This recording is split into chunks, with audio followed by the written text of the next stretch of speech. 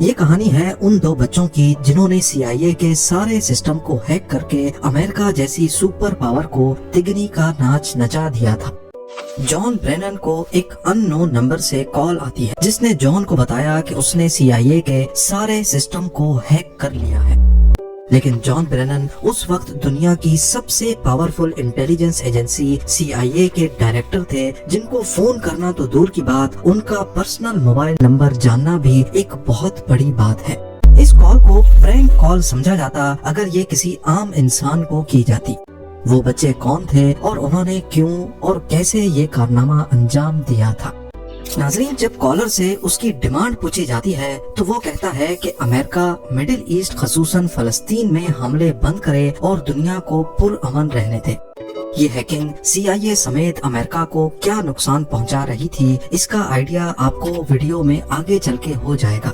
اس کی phone call سے پہلے ہی CIA کو معلوم پڑ چکا تھا کہ ان کا سسٹم ہیک ہو چکا ہے۔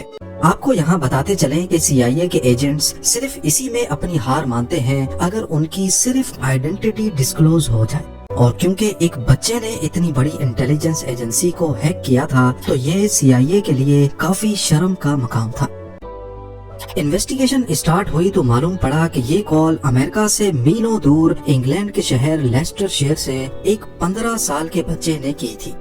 پر اس نے CIA کو ہیک کیسے اور کیوں کیا تھا، اس کے بارے میں جاننے کے لیے ہمیں تھوڑا اور پیچھے 2008 میں جانا پڑے گا، جہاں سے کہانی کی شروعات ہوتی ہے۔ یہ بچہ خود کو کریکا کہتا تھا اور اس نے ایک ہیکنگ کمیونٹی بنا رکھی تھی جس کا نام کریکاز وتھ ایٹیٹیوڈ تھا۔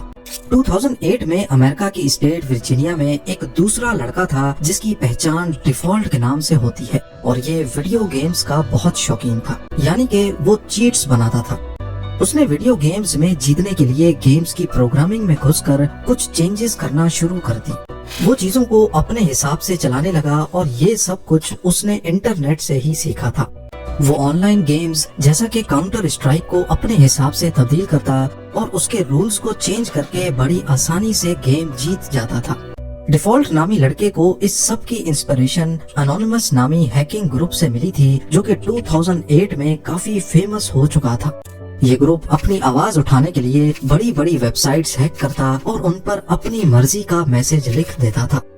انونیمس گروپ اس وقت اکثر نیوز کی ہیڈ لائنز بنا دیتا تھا۔ یہ سب کچھ دیکھ کر ڈیفالٹ انونیمس سے کافی امپریس ہوا اور پھر اس نے بھی ہیکنگ کی دنیا میں قدم بڑھانا شروع کر دیے۔ لہٰذا ڈیفالٹ اینون سیک نام کے ایک ہیکنگ گروپ میں شامل ہو گیا۔ اینون سیک گروپ باٹ نیٹ کا استعمال کرتا تھا، یعنی وہ انٹرنیٹ پر وائرس بنا کر پھیلاتے تھے اور جس بھی کمپیوٹر میں وہ وائرس جاتا وہ اینون سیک کے کنٹرول میں آ جاتا تھا۔ کیونکہ اینون سیک کا ممبر ہونے کی وجہ سے ڈیفالٹ کے پاس بھی اس باٹ نیٹ کا ایکسیس تھا، اور اس نے دیکھا کہ اس باٹ نیٹ میں ایک کمپیوٹر ایسا ہے جو کینیڈا کے ایک میڈیکل کالج کا تھا، اور اس میڈیکل کالج کے فائنینشیل ریکارڈز تک رسائی حاصل کر لی، اور یہ سارے ریکارڈز اب ڈیفالٹ کے پاس آ چکے تھے جو کہ اس نے کالج کے کمپیوٹر سے ڈیلیٹ کر دیے۔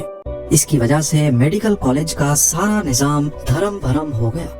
2014 میں ڈنمارک کی گورنمنٹ نے ایک شرمناک لا پاس کیا جس کے مطابق جانوروں کے ساتھ جنسی زیادتی کی جا سکتی ہے۔ ڈیفالٹ کے پاس خود بھی ایک کتا تھا جس کو وہ بہت پیار کرتا تھا۔ یہ خبر پوری دنیا میں اینیمل رائٹ ایکٹیوسٹ کو بہت بری لگی، لہٰذا ڈیفالٹ نے غصے میں آ کر اپنے گروپ کے ساتھ مل کر ڈنمارک کی آفیشیل ویب سائٹ کو ہیک کیا اور اس پر بڑا بڑا لکھ دیا کہ کیا آپ جانتے ہیں کہ آپ کی سرکار جانوروں سے زیادتی کی اجازت دیتی ہے۔ ڈنمارک کی آفیشیل ویب سائٹ ہیک ہونے کی وجہ سے یہ بات پھیل گئی اور پوری دنیا میں ڈنمارک کے اس قدم کی مذمت ہونے لگی۔ آخرکار ڈنمارک کی سرکار یہ پریشر برداشت نہ کر پائی اور اگلے ہی سال ان کو یہ فیصلہ واپس لینا پڑا۔